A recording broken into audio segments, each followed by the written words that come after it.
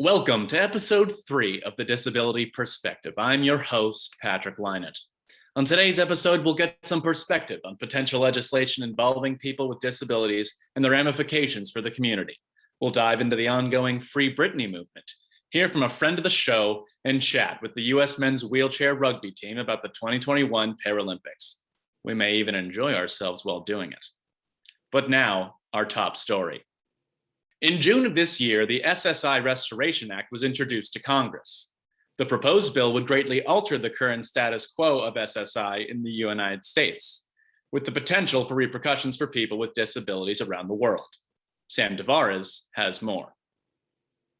On August 14, 1935, Congress passed House Resolution 7260, or better known by many as the Social Security Act.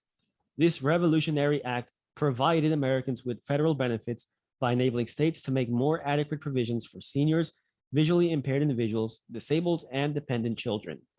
The purpose of the legislation was to help increase individual revenue and for other economic purposes. Since its passing, the Social Security Act has benefited many Americans as well as American businesses.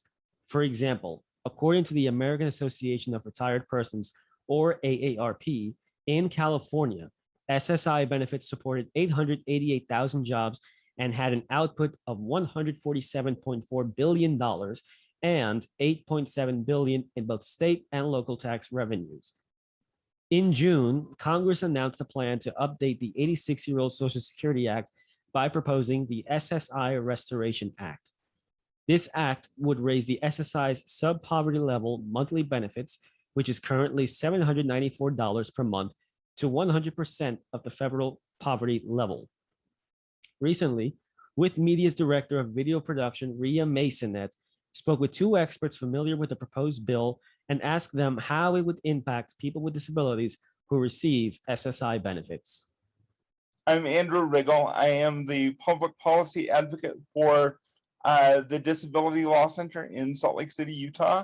I am also a certified work incentives practitioner, and I handle some of our Social Security overpayment work as well. Can you speak on the current impact that these guidelines have on the beneficiaries, if there's any limitations or restrictions that people would face on a day-to-day basis?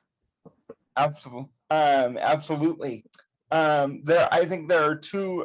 There are several, but I think there are two two main ones that everybody on the program knows about, and even some not that familiar with it might be familiar with these two, and that is the fact that you on SSI, the maximum benefit rate is this year is $794 a month, which is just a little bit over 70% of the federal poverty level. So basically, intentionally or not, the program has the consequence of keeping people with disabilities in poverty. And in addition to that, it's very difficult for folks to save money to either get off the program or get enough money to get off the program or get out of poverty, because the income limit has been at, or the asset limit, has been at $2,000 a year for an individual and $3,000 a year for a couple since 1989. We haven't addressed the issue around the program. We haven't allowed the program to grow with the economy, right?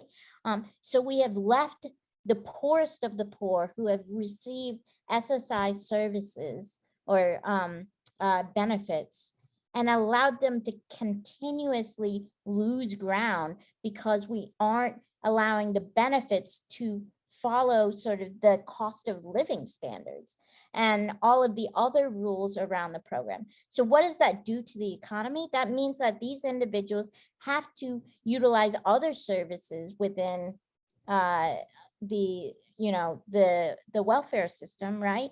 They have to use food stamps. They have to use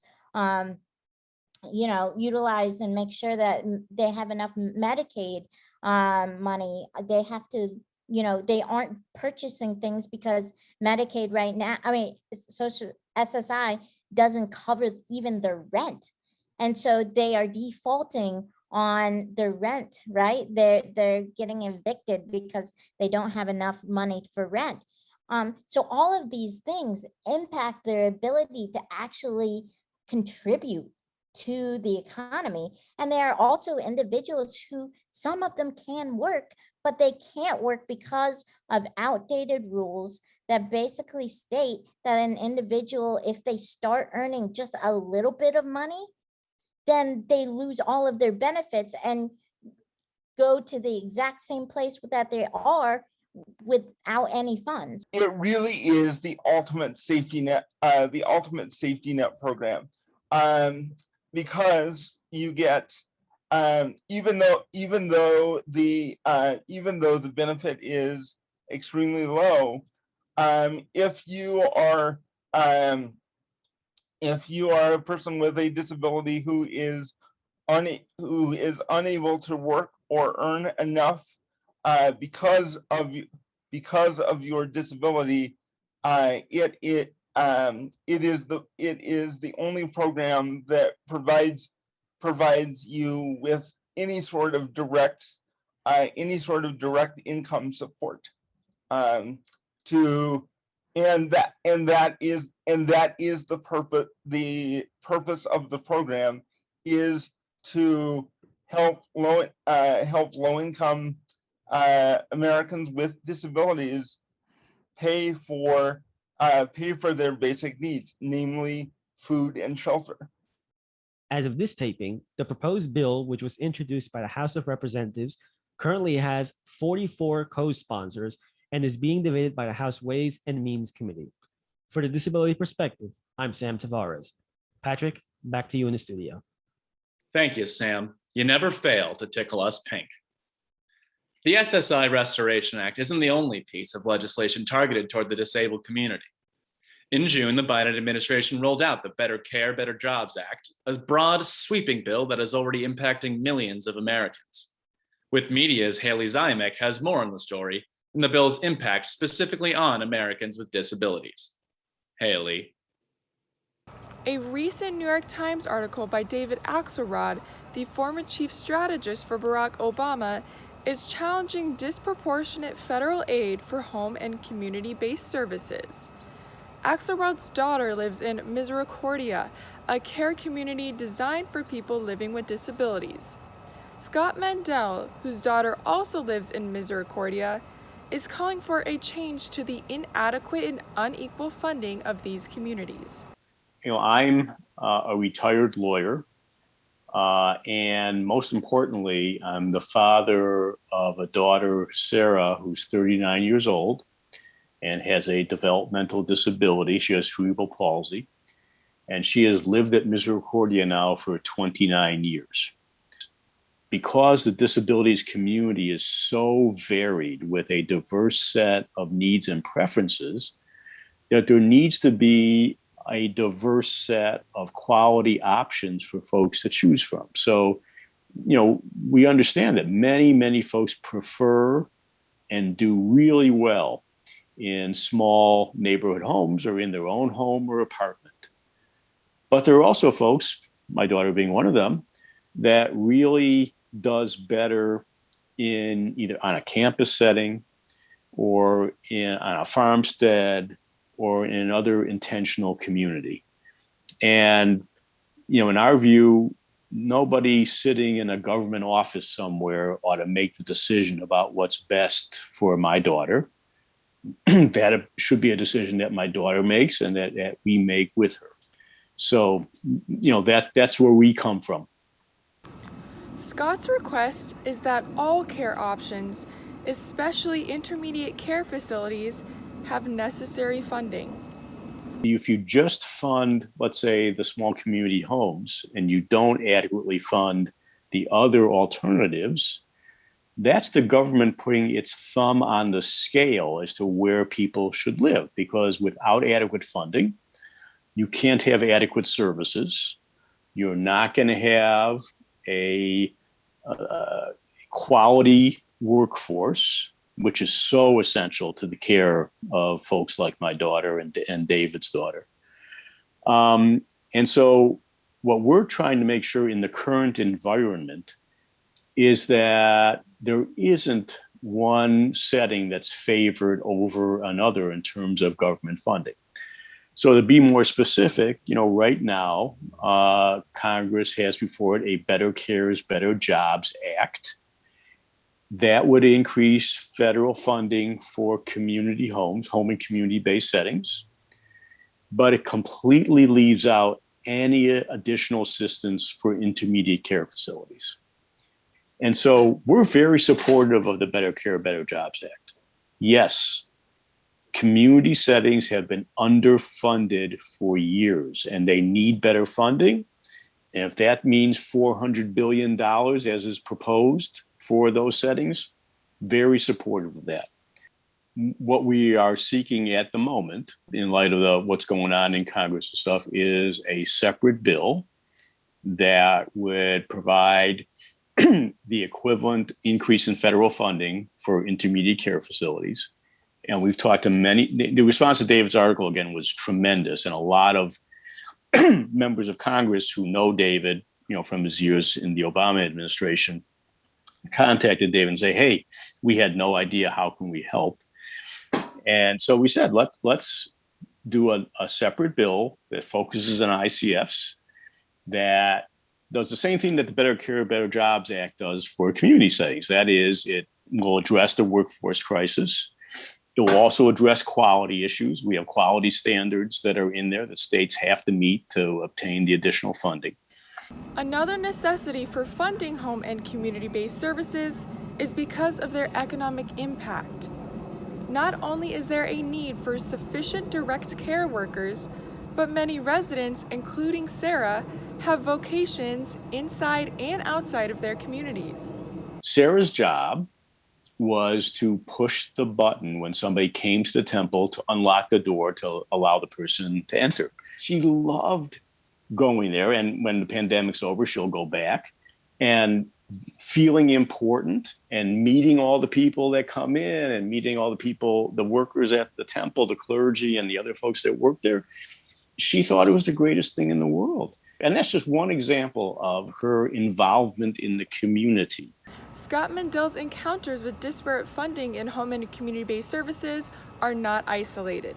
Nearly 1,000 comments on David Axelrod's story share the same frustration and experiences.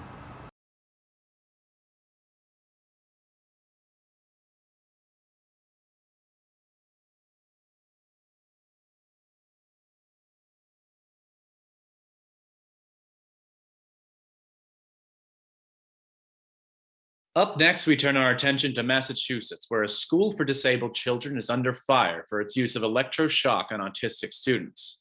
Ria Masonette and Sam Tavares bring us the details on that. Torture or treatment. In July, a federal appeals court overturned an FDA ban on the use of electric shock devices, better known as GED devices, used to treat people with developmental disabilities. These devices, which were primarily used at the Judge Rotenberg Educational Center in Canton, Massachusetts, were put upon as a form of treatment to address behavioral issues. There would be times where I would have like a bad day, I'll get it a lot, or when they started putting me on the board and shocking me, I would get like 5 or 10 shocks for just doing one thing. The U.S. Court of Appeals of the Washington, D.C. Circuit ruled 2-1 that the FDA, quote, overstepped its authority when in 2020, it issued a regulation that barred the use of these devices. The Judge Rotenberg Educational Center which has faced criticism from disability advocates, as well as some family members of those who are patients at their facility, says that these shock devices offer a, quote, necessary option for people with severe behaviors who have exhausted other treatments, end quote. Why is it okay to shock autistic students, others with severe developmental disabilities, when prisoners aren't shocked, murderers aren't shocked to control their behavior? Well, you have to remember that this is not retribution. We're not trying to get back at people for engaging in problem behaviors. What we're trying to do is reduce their problem behaviors to near zero levels so that they can learn additional skills and so that they can be free of psychotropic medications and free of mechanical and physical restraint. There's numerous papers that show that this procedure is safe and that it's effective and that the side effects are mostly positive. In 2020, the FDA stated in their regulation, which barred the use of electric shock devices, or GED, that there was an, quote, unreasonable and substantial risk of illness or injury, and that there was evidence of psychological and physical risks as a result of constant use. Even though the courts ruled against the FDA and its ban, disability advocates say that they will continue to fight to have all these GED devices banned. The FDA has yet to make further comment on this matter. We'll be right back after a word from our sponsors. Oh, wait, what's that? We have no sponsors yet. But if you emailed us at with-media@with-media.org, you could see yourself sponsored on episodes of The Disability Perspective and reach a growing audience of potential clients. Well, then we should move on to the next. We'll move on to the next story. Recently, With Media's sports correspondent Ryan Berg sat down with the U.S. men's wheelchair rugby team just weeks before the 2021 Paralympics. Ryan has more on that. Today, I talked with the United States Wheelchair Rugby team for an exclusive interview right before they take off for the Tokyo 2020 Paralympics. I talked with Ray and Chuck, adaptive athletes on the team, to hear their stories about the team and how they were able to reach this prestigious goal. I'm pleased to share this information with you guys, the conversation I had with them, so please take a look. I'm here with Chuck, who is a member of the USA Wheelchair Rugby team. Chuck, how are you? I'm doing wonderful. And yourself? I'm doing well. So how long have you been a part of the Wheelchair Rugby team? I've been a member of the team since 2012. It was the first year that I made the national team, and then I've been fortunate enough to make the team every year since then. So how long have you been playing in general?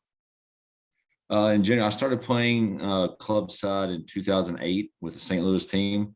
So I played with them about 3 years, and then I went for my first tryout with a developmental team for USA and made that in 2011. And then I made the U.S. team, the national team in 2012. So how did you get started with playing wheelchair rugby? Like, how did you figure it out that it was something that like you really enjoyed and you wanted to keep pursuing? Well, it was a good 5 years probably after my accident, my spinal cord injury when I broke my neck.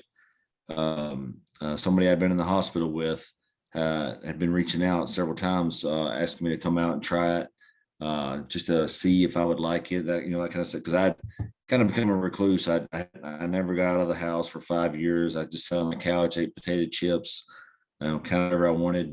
Gained a lot of weight, got up to about 330 pounds. But then my wife finally had enough and said, "You got to get out. You got to go do something." So we went and checked out a practice in St. Louis and fell in love with it right away. How is it like being on the team and also being a CrossFit coach?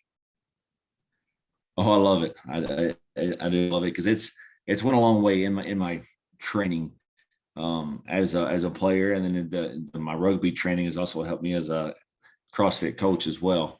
I started actually, training in CrossFit in 2015, and kind of the year leading up to Rio, and fell in love. I love that style of training, the different workouts every day. And then in 2018, I believe it was, is when I went and took my test, became a L1 CrossFit coach. And I love it. I try to bring some things to the team, tell you different ways of training and things. And over this last year, I've really incorporated a lot of different CrossFit training, styles and, at home here when we had this whole year off from COVID. And, I've come back stronger, lost 14 pounds of fat, gained about 6 pounds of lean muscle. I'm stronger and faster than I was a year ago. So I'm pretty excited about that. I was privileged to talk to both of them, and I can't wait to see them in action. The Wheelchair Rugby event will start on August 24th and will end on September 5th.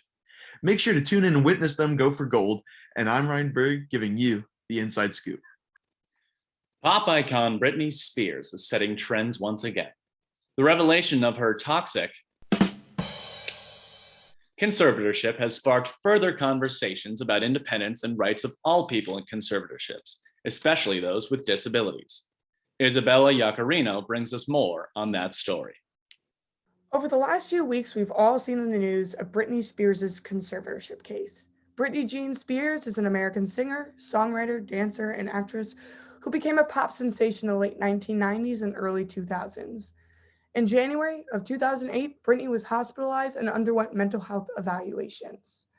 That February, after back-to-back psychiatric holds, Jamie, Britney's father, petitioned for an emergency temporary conservatorship over Britney, and an LA Superior Court commissioner approved it. Because of this, Britney has not been able to control her life fortune for 13 years. Today, you will hear from Jet Turner and Anthony Manelli, who shared their thoughts on the situation and conservatorships. For the Free Britney movement, I make YouTube videos. I do Instagram posts. I have attended the LA rallies twice, and I've had 4 rallies for Free Britney in Denver, and then 2 rallies for Free Amanda in Denver. As a general matter, not only do I believe they're ethical, sometimes they're necessary. There needs to be some mechanism and way for those who cannot speak for themselves to have the loved ones manage their affairs, or loved ones or professionals. Now, that's not to say that there are certain cases where being brought against a conservatorship proceeding being brought against somebody's will or for malicious purposes, and that's not to say that doesn't happen. I'm sure it does. But there needs to be appropriate safeguards against that. They need way more regulation, and they need way more oversight from the government. People like Elizabeth Warren are talking about how we need more regulation of conservatorships and to look into that more. So I definitely think it's happening. But like, obviously in Britney's case, completely no, not ethical. Britney Spears' father, as her conservator, is manages quite a large conservatorship estate, lots of money, property, etc. And she's still able to work and perform. And that, as an outside observer, that says to me, well, if she can work and she can do her thing and earn money, why does she really need a conservator? So the court appointed a conservator to a few conservators for Britney because she was deemed unable to take care of herself, mentally unfit to do so by the court.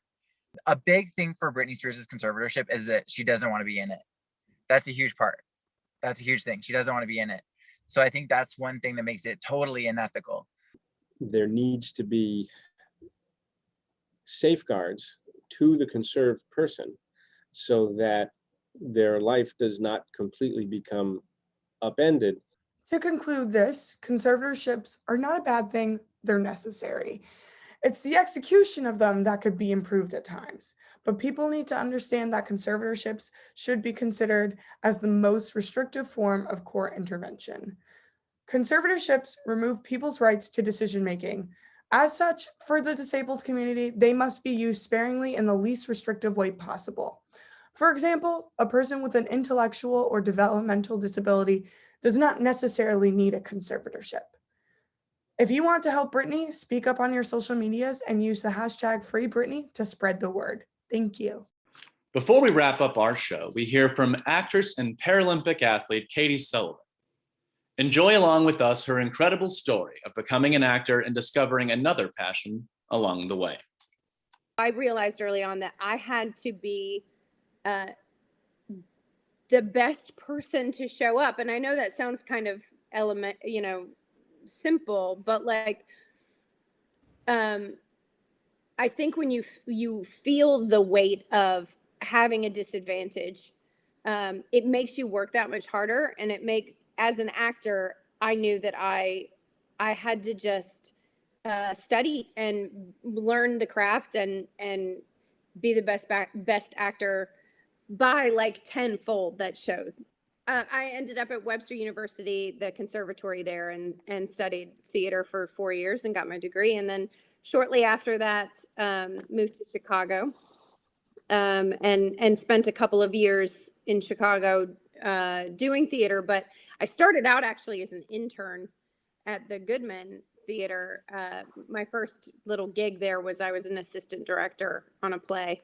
And I just kind of like filtered through some internships, and I ended up kind of being an intern made good story, because later on in my career, I ended up getting cast as an actor at the Goodman, doing a play called The Long Red Road, which was directed by the late great Philip Seymour Hoffman, and Tom Hardy played my husband, and it was incredible to have this sort of full circle moment of a place that where my first moments of really understanding the industry, and on that kind of epic level, and then being a person that shows up and gets to go to work on the stage there every day was extraordinary. I was, 25 years old, and I had never run before in my life, and someone hands you a pair of running legs to try. And it takes time, but it opened this entire chapter in my life.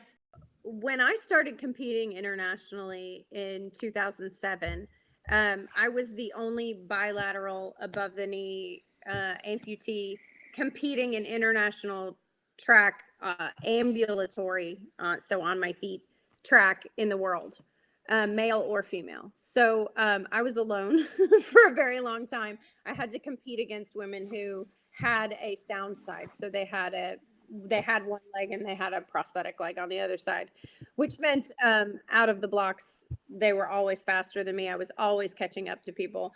And it wasn't until 2011 at the World Championships in Christchurch, New Zealand, that I saw a German athlete put two running legs on and start warming up, trotting around the track. It was like seeing a unicorn. I couldn't believe that there was another one of me, and I was just thrilled and excited to see her or meet her. And she came up to me the next day, and thank God she spoke English, because I don't speak German. And she said she said that she was in a train accident 4 years before that. And she said she just recently saw some YouTube videos of me running, and I was the reason she was there. So talk about the power of media. I mean, I posted a video on YouTube to share with friends or people I know or whatever, or talk, try to send something to get some sponsorship or whatever, and a woman in Germany watched it and was like, I'm gonna do that, and she did. And so being part of her legacy is extraordinary. And being able to we live in this global community, and it's amazing and beautiful, and cool things like that can happen. Keep an eye out for Katie in her upcoming role as police dispatcher Esther in the upcoming season of Dexter: New Blood. That's our show here at the Disability Perspective. Thanks for watching as always, and from all of us here at With Media, we thank you for seeing the world with a disability perspective. And remember, for real this time, don't cut me off.